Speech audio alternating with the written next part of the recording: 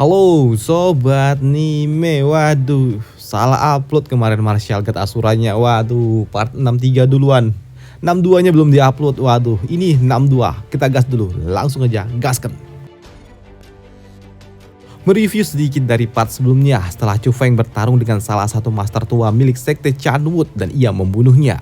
Di sini Chu Feng pun harus kabur. Ya, doi kabur ketika salah satu tetua lainnya pun datang. Karena kini tetua yang datang adalah master yang ada di ranah Martial King tingkat 5.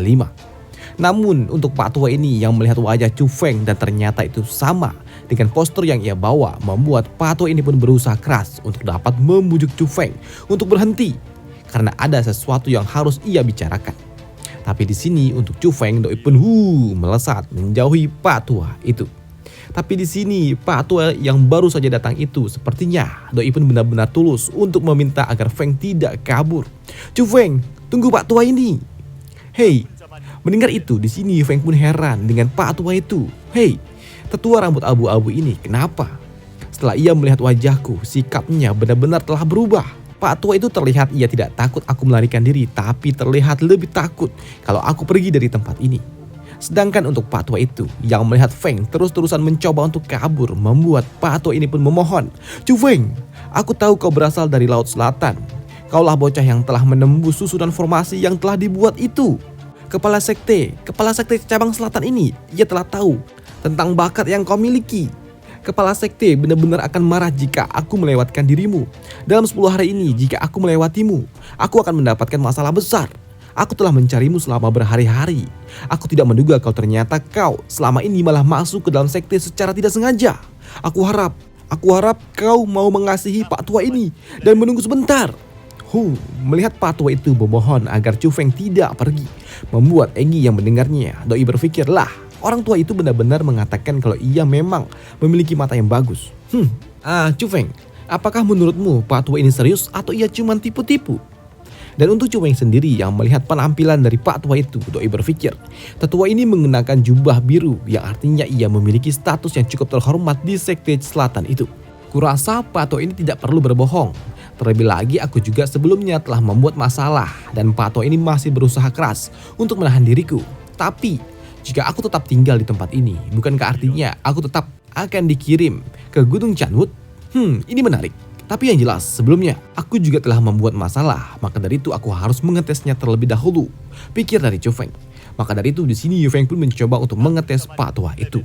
Pak Tua, aku bergabung dengan sekte Chaos Selatan karena aku dengar bahwa kalian adalah kekuatan yang sangat baik yang telah menghilangkan bahaya bagi orang-orang yang ada di sekitaran. Tapi ketika aku datang ke tempat ini dan menemukan bahwasannya sepertinya itu tidak sesuai dengan kenyataannya, terlebih anak-anak dari keluarga Han. Mereka mempermalukan wanita di halayak umum dan para tetua. Mereka malah membiarkan mereka melakukan apapun yang mereka mau.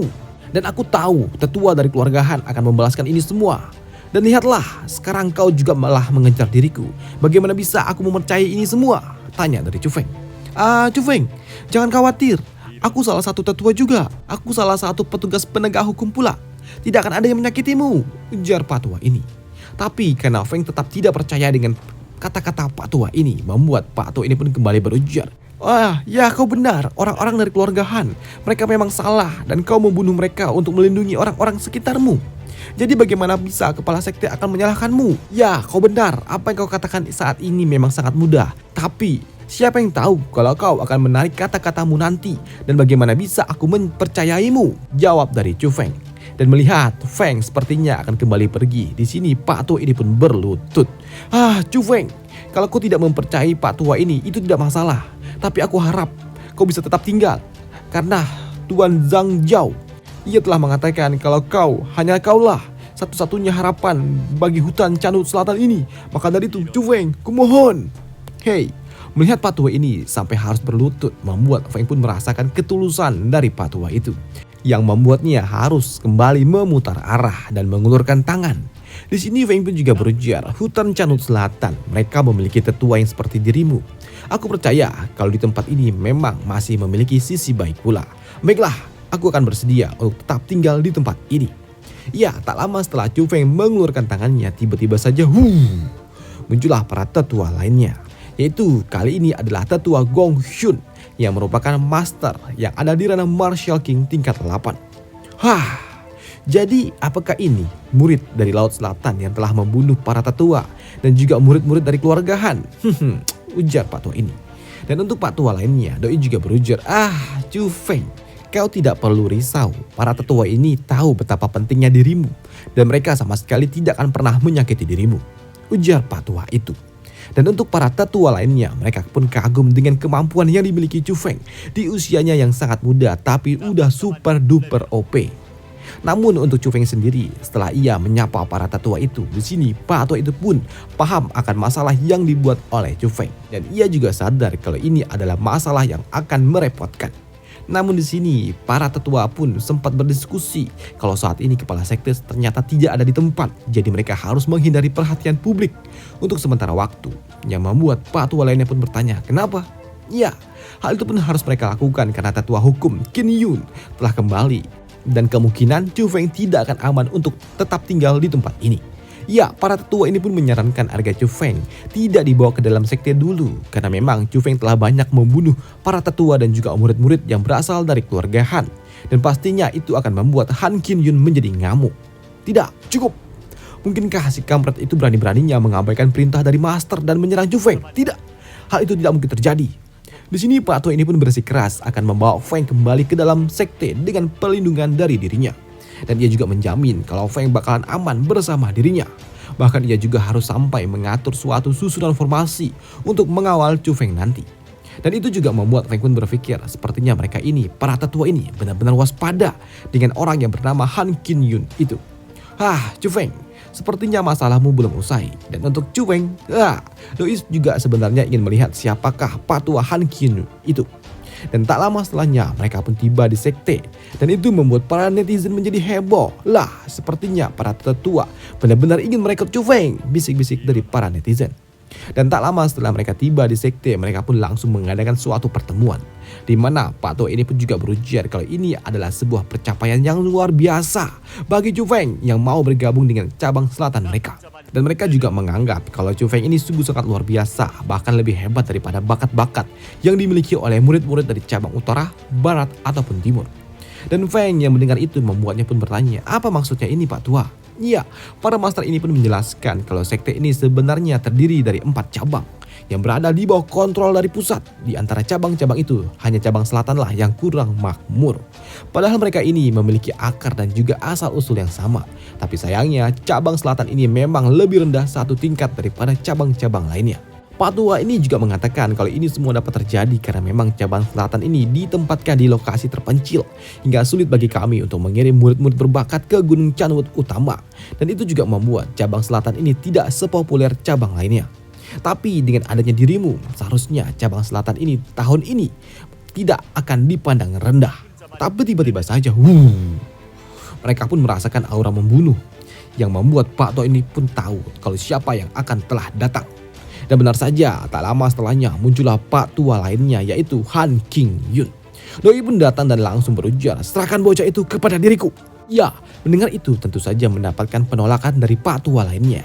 Tapi di sini si kampret ini pun tidak peduli karena ia adalah ketua hukum.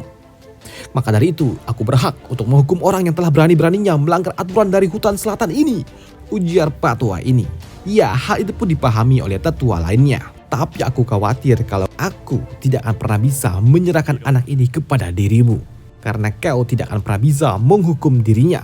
Ya, karena perdebatan ini begitu panjang dan juga menyebalkan, adu bacot sana sini, membuat Pak Tua ini yang berasal dari biro hukum ia sungguh sangat kesal dengan perdebatan ini.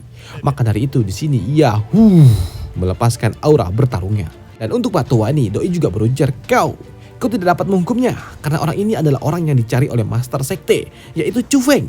Ya, melihat Chu Feng sempat membuat Pak Tua ini pun sedikit ternotis karena ia paham. Dan ini juga tentu saja membuatnya cukup bingung tentang apa yang harus ia lakukan. Tapi ini adalah masalah keluarga, maka dari itu ya, walaupun raja sekalipun, kejahatan tetap harus dihukum. Tangkap Chu Feng, ujar Pak Tua ini.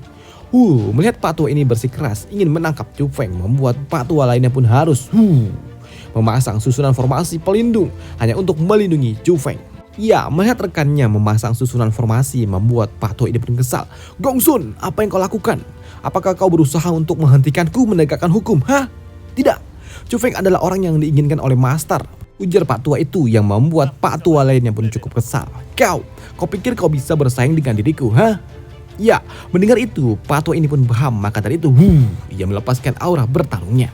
Yang membuat kini dua master tua itu pun harus benar-benar bertarung satu sama lain. Tapi sayangnya di dalam pertarungan itu, kedua master tua ini di sini Pak Tua Gong Doi pun harus tertekan dengan serangan yang dilepaskan oleh lawannya, yang membuat mereka para tetua tidak menduga kalau ternyata Pak Tua dari Biro Hukum ini dapat mengalahkan Pak Tua Gong hanya dengan satu pukulan saja. Dan ternyata hal itu dapat terjadi karena Pak Tua itu ternyata telah ada di ranah Martial King tingkat 9. Ya, hal itu pun dibenarkan oleh kampret ini. Hahaha. Sekarang kau sadar perbedaan kekuatan kita. Kau hanya ada di ranah Martial King tingkat 8, sedangkan aku di ranah tingkat 9. Gong Sun, menyingkirlah. Aku akan mengampunimu kali ini. Jika tidak, jangan salahkan aku kalau aku bersikap tidak sopan kepada dirimu.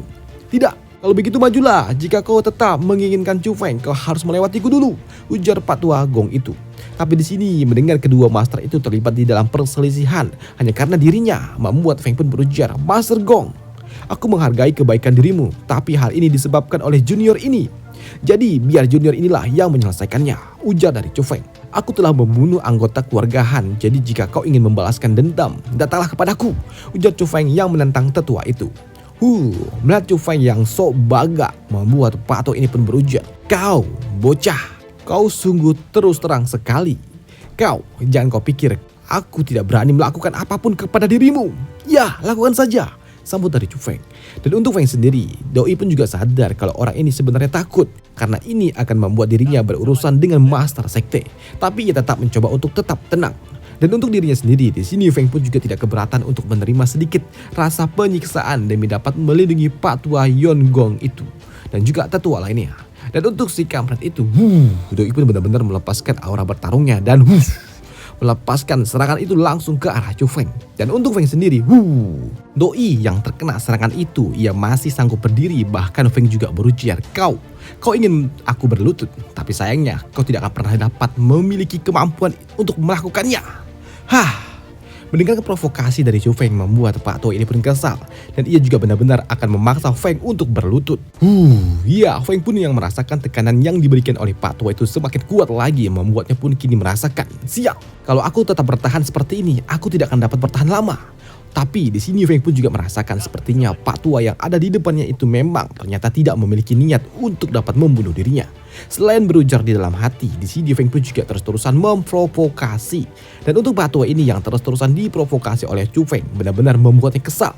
Maka dari itu kini, ia pun melepaskan jurus lainnya lagi dan celap. Ya, serangan Pak Tua itu pun menembus tubuhnya Feng. Tapi di sini Chu Feng pun yang tetap tidak mau berlutut membuat Pak Tua ini benar-benar sangat-sangat kesal. Dan kini ia pun memberikan peringatan terakhir. Jika kau tidak mau berlutut, aku benar-benar akan membunuh dirimu. Tapi di sini Feng pun ternyata juga tahu kalau ternyata ada seseorang yang akan segera datang. Maka dari itu ia tetap tidak mau berlutut. Sedangkan untuk Egi, hei Chu Feng, Pak Tua itu sepertinya benar-benar kali ini ia akan membunuh dirimu. Tenang Egi. Aku dapat merasakan dan juga melihat dengan mata surgawiku ini kalau akan ada seorang master yang sangat kuat yang akan segera datang ke tempat ini. Dan benar saja ketika si kampret keluarga Han itu melepaskan serangannya, tiba-tiba saja di sekitaran tubuh Chu Feng terdapat suatu susunan formasi aneh yang dapat menghentikan serangan dari Pak Tua itu. Dan jelas susunan formasi itu berasal dari master yang sangat-sangat kuat. Dan itu adalah ulah dari Pak Tua ini yang merupakan master sekte. Doi pun datang dan juga berujar, temanku, sepertinya sampah ini ingin membuatmu menderita. Melihat siapa yang datang ternyata adalah master sekte, membuat Pak Tua ini pun langsung kircep. Master, kumohon, dengarkan aku dulu. Sedangkan untuk Pak Tua itu, Doi pun juga berujar, Han Kinyun, apakah kau benar-benar sudah bosan untuk hidup? Boom. Ya, Pak Tua Han itu pun langsung dihantam oleh Master Sekte dengan kekuatannya. Dan melihat kekuatan dari Master Sekte, di sini tetua lainnya pun langsung mengucapkan selamat. Selamat Master, Anda telah mencapai ranah Half Martial Emperor. Dan untuk Chu Feng sendiri, Doi pun merasa kagum dengan Pak Tua itu. Karena sebelum kemunculannya saja, ia sudah dapat memberikan aura yang sangat mengerikan untuk dapat melindungi dirinya. Selain itu juga, Feng pun juga heran dengan ranah Half Martial Emperor yang disebutkan tadi. Dan ia juga bertanya kepada Egi, apakah kau tahu ranah Half Martial Emperor itu? Entahlah. Soalnya pembagian ranah yang ada di tempat ini berbeda. dengan pembagian ranah yang ada di tempat asalku di spiritual Asura. Tapi karena ada kata-kata half, mungkin saja itu adalah ranah di antara Martial King dan juga Martial Emperor. Hei, kurasa kita benar-benar harus mempelajari hal-hal baru yang ada di tempat ini, sambut dari Chu Feng. Dan untuk Master Sekte, setelah ia menghantam Pak Tuahan, ia kembali menariknya ke udara. Dan itu membuat Pak Tuahan pun berujar, "Master, Anda telah mencapai ranah yang selanjutnya?" Sedangkan untuk Pak Tua ini, Doi pun tidak menyambut kata-kata dari Pak Tuahan. Doi hanya berujar, "Han Kinyun, kau benar-benar ya telah mengambil tindakan kepada orang yang telah aku cari-cari." "Hah? Tidak Master. Anak ini, ia telah membunuh banyak anggota keluargaku. Ia membunuhnya tanpa alasan. Dan sebagai tetua hukum, saya hanya melakukan tugas saya, Master." "Master, jika Anda tidak percaya, Anda dapat bertanya kepada mereka semua. Mereka telah melihat semua yang terjadi, Master." Tapi untuk Pak Tua ini, Doi tidak bertanya kepada orang-orang yang berasal dari keluarga Han. Tapi Doi bertanya kepada Pak Tua lainnya, yaitu Pak Tua Gong Sun. "Gong Sun, apa yang terjadi di tempat ini?" Master Sekte, apa yang dikatakan oleh tetua Han itu salah." Setelah mendengar apa yang terjadi dari Pak Tua Gon, di sini Master Sekte ia pun memberikan hukuman untuk Pak Tua Han King Yun. Ya, Pak Tua ini pun akhirnya diberikan hukuman berat, dan sebagai ketua hukum, kau melindungi keluarga Hanmu yang telah melakukan hal-hal tercela di hutan Canut Selatanku itu. Keluarga Han telah memberikan pengaruh buruk. Walaupun kau telah memberikan kontribusi yang sangat luar biasa di masa lalu, tapi hari ini aku tidak akan pernah lagi melihat perbuatan masa lalu. Dan sebagai tambahan, perbuatan jahat dari anggota keluarga Han hari ini, aku umumkan bahwa seluruh anggota keluarga Han, mereka semua akan diusir dari hutan Canut Selatan ini. Kau dan juga seluruh anggota keluargamu tidak diizinkan lagi tinggal di tempat ini. Dan jika ada yang melanggar, maka mereka semua akan segera dibunuh.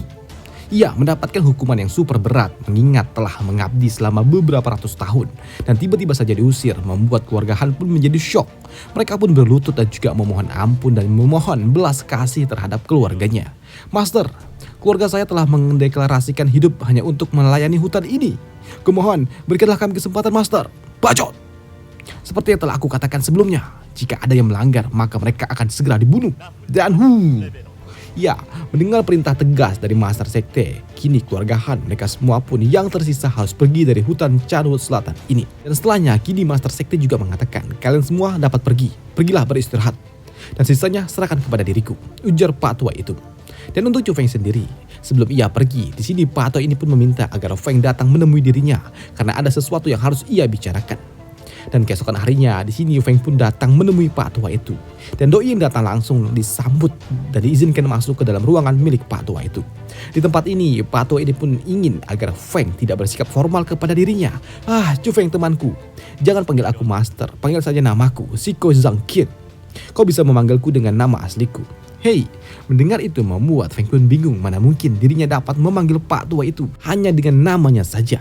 Ya, di sini Feng pun akhirnya menyapa dengan sebutan Tetua Shi. Di sini Pak Tua ini pun juga menyesal telah memberikan atau membuat Feng merasakan tidak nyaman tentang peristiwa-peristiwa yang sebelumnya. Di sini Pak Tua ini pun juga sebenarnya telah tahu kalau memang keluarga Han itu bermasalah. Tapi ia juga harus membiarkannya karena memang di hutan Canut Selatan ini bergantung kepada mereka. Pak Tua ini pun juga menjelaskan kalau keluarga Han itu awalnya adalah keluarga yang besar dan mereka juga berteman akrab dengan Sekte Canut Selatan ini selama beratus-ratus tahun. Mereka selalu mengirimkan murid-murid berbakat dari keluarga mereka ke sekte ini. Tapi sayangnya akhir-akhir ini mereka juga telah kelewatan. Walaupun ya mereka tetap mengirimkan murid-murid berbakat setiap tahunnya. Pak Tua ini juga tetap harus menerima sikap buruk itu karena memang tanpa adanya keluarga Han, aku takut Cawang Selatan ini akan semakin buruk dari hari ke hari.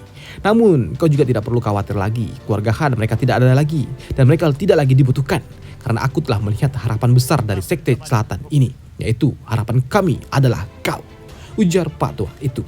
Dan itu juga sempat membuat Feng pun ragu, lah aing cuma mampir sebentar, ternyata udah digadang-gadangkan untuk menjadi penerus. Bagaimana ini? Selepas menceritakan tentang keluarga Han, di sini Pak Tua ini pun menjelaskan tentang cerita cabang selatan ini. Pak Tua ini pun juga menceritakan kalau dulu sebenarnya terdapat 4 murid terbaik dari cabang utama yang dikirimkan untuk membentuk pasukan yang terafiliasi. Dan uniknya, master pertama dari cabang selatan ini, ia pun memilih daerah terpencil ini dan ia bersikeras untuk tetap memilih tempat ini. Dan ia juga telah memasang susunan formasi yang ada di pintu keluar dari jalan surgawi itu atau heavenly paths itu. Semua orang juga tidak paham alasan kenapa Pak Tua itu memasang susunan formasi di tempat itu. Namun sayangnya, telah ratusan tahun tidak ada satupun orang yang dapat keluar dari tempat itu. Awalnya aku sendiri juga tidak mengerti buat apa hal itu dipasang, tapi setelah melihat dirimu, aku paham kalau selama ini kaulah yang kami cari, ujar Patwa itu. Dan selesai alur cerita dari Marsha Agat Asura di sini dulu, dan sampai jumpa di video selanjutnya. Ini part 62. Yang kemarin ke-upload 63. Aduh, salah men. Harusnya 62 dulu baru 63. Aduh. Dan sampai jumpa. Bye.